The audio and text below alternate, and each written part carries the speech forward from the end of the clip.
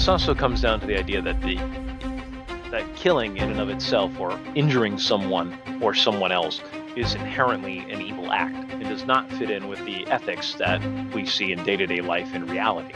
Not only in real life, if you have any questions, do some research, talk to a lawyer, somebody who's more of an authority than two guys who want to make sure their stories sound realistic.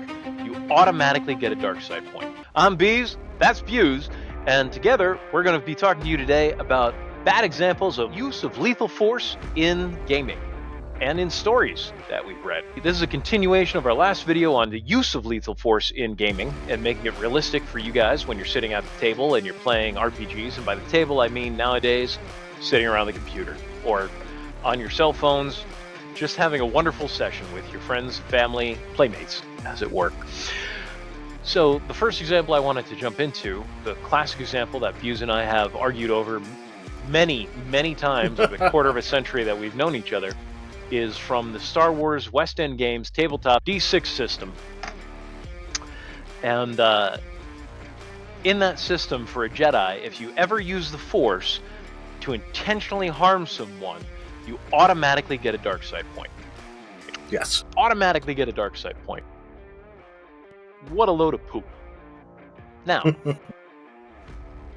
to be fair, this system was created and written after Return of the Jedi and before the prequels, as it were. It didn't get to see all the use of the Force the Jedi used all the time, really, throughout the prequel trilogy, which is, the end of the second half of the Lucas 6.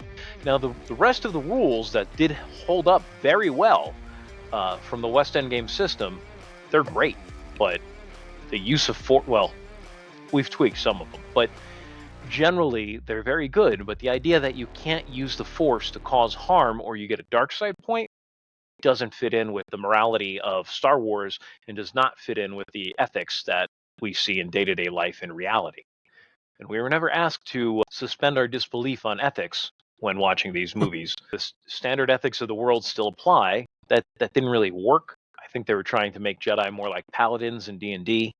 They did. An example, dark side points, you immediately got it if you used the Force to do something bad.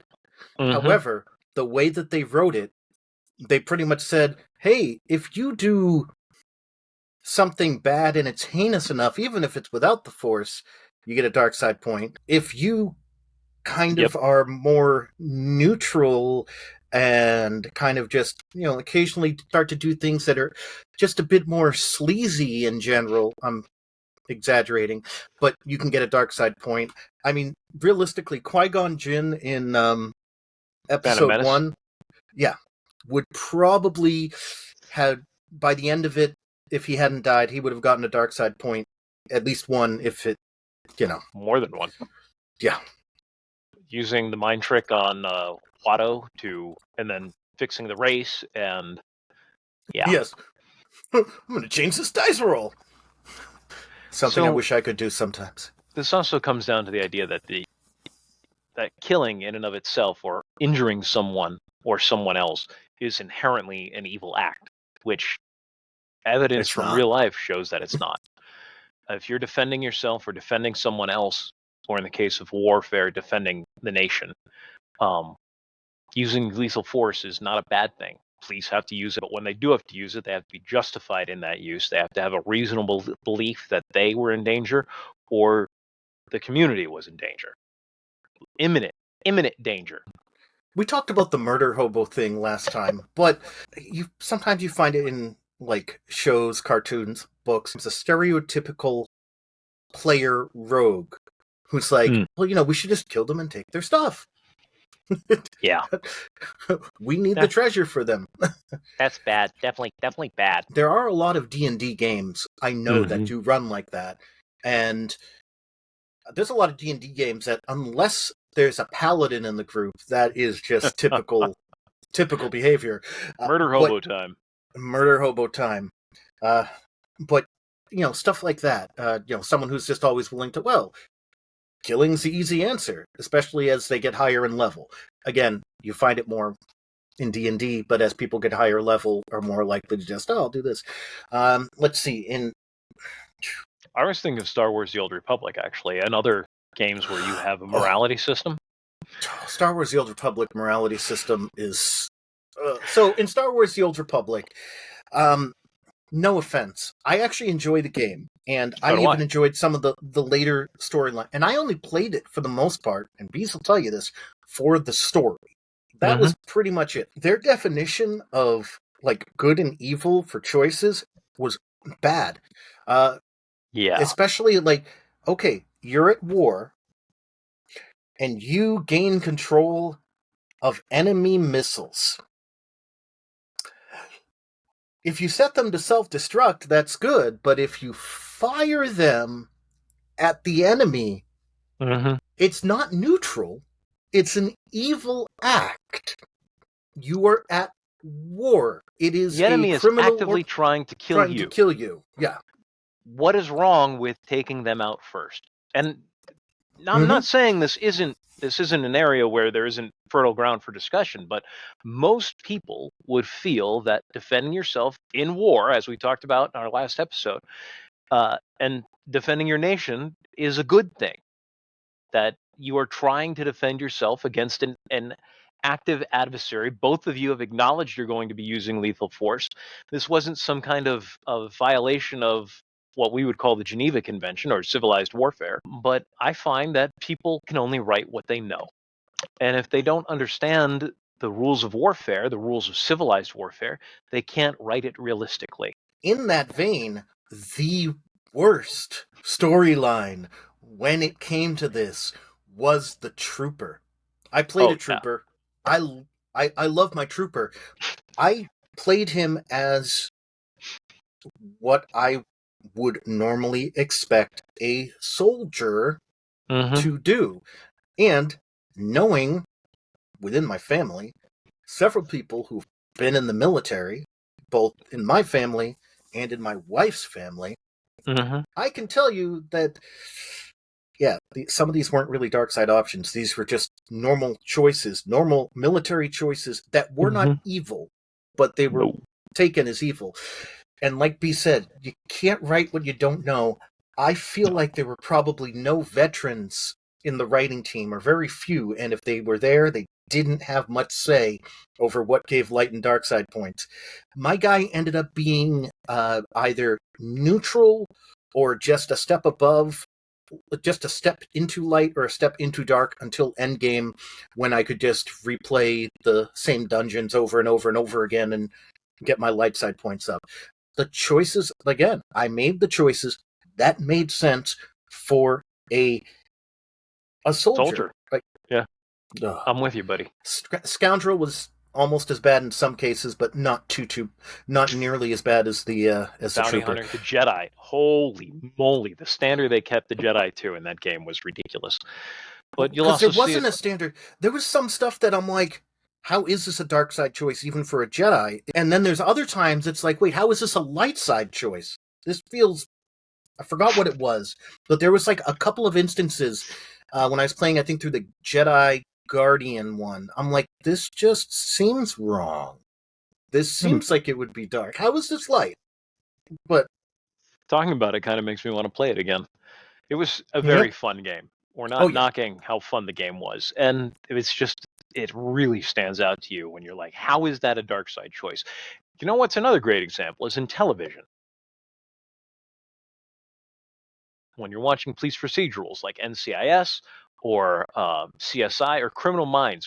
The season I'm on Criminal Minds right now is incredibly guilty of this.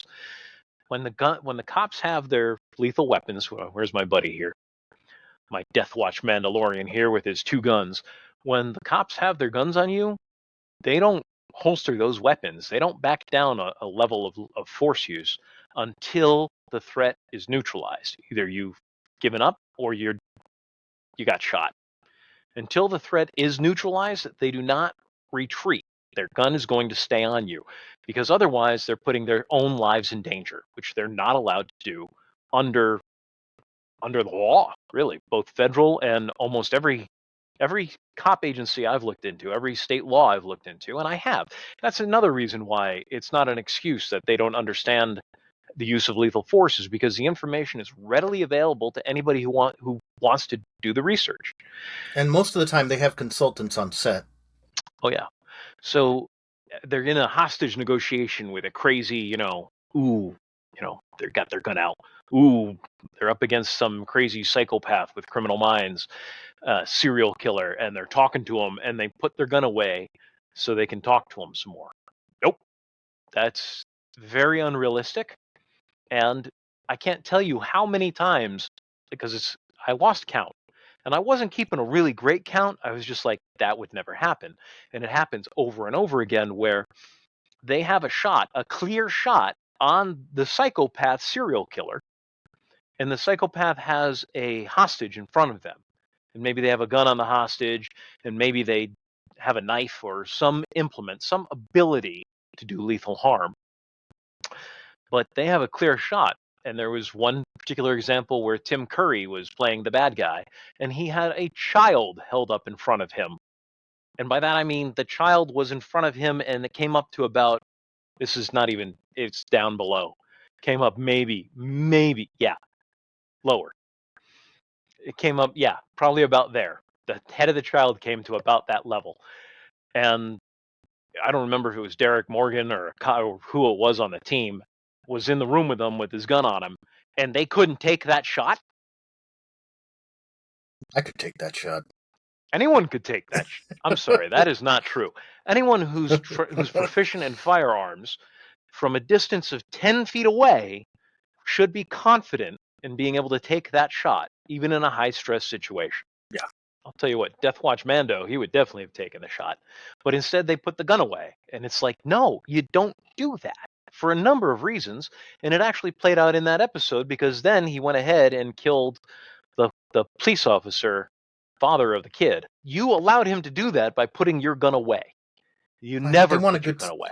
They wanted a good story. I understand they wanted a good story. They failed to get one, though. Riveting, heart. We'll be talking about story if we do the wrestling thing I've had queued up for us for a little while now. Yep. But we'll be delving more into what constitutes a good story. It may tug at your heartstrings, but it's just not realistic. Use of lethal force is an important thing, not only in real life. And if you have any questions, do some research, talk to a lawyer, somebody who's more of an authority than two guys who want to make sure their stories sound realistic. Mm-hmm. Despite whatever training we've had, you want to keep it realistic, but we're not the end-all be-all of experts here. What we have is a particular set of skills. Oh yes, a particular set of understanding. I've read the laws for my state. I've read the laws for his state. I've read the laws for all the states nearby. We're both in New England. You really want to know what the laws are, because depending on what state you're in, if you cross that state line, you can be in a world of trouble. This is just in general, not even in regards to lethal force. What is legal in one place, if you step over a state line, even if it's a foot away, can get you in prison for the rest of your life. I'm just saying. Weed, fireworks, alcohol. In some states, all three of those things are perfectly legal, and in some states, one or all three of them are illegal. Well, not so much alcohol, but how you can buy, when you can buy, and how you can transport alcohol is something highly regulated in the United States, depending on which state you're in. Know the laws of your state, but we're getting into real life advice at this point. Yeah.